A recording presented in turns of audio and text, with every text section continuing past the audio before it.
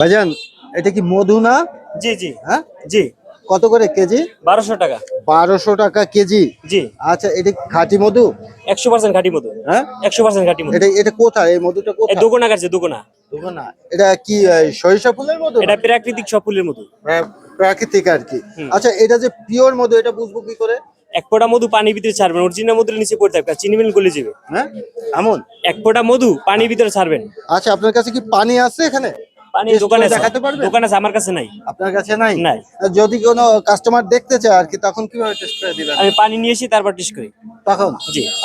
এছাড়া আর কোনো টেস্ট করার পদ্ধতি আর একটা নাই? টেস্ট আছে চুন দিয়া। চুন দিয়া? আচ্ছা, চুনও তো আপনার কাছে নাই মনে হচ্ছে, না? না, চুন দোকানে।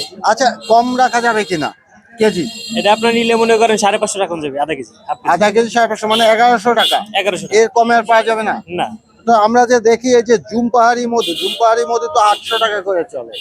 আমার প্রাকৃতিক ফুলের মধুর দাম বেশি। প্রাকৃতিকটা দাম বেশি। ভাইয়া, আপনার মানে দেশের বাড়ি কোন জায়গায়? আমার বাকেরগঞ্জ পাতিশিপুরে। বাকেরগঞ্জে, পাত্রশিবপুর। জি।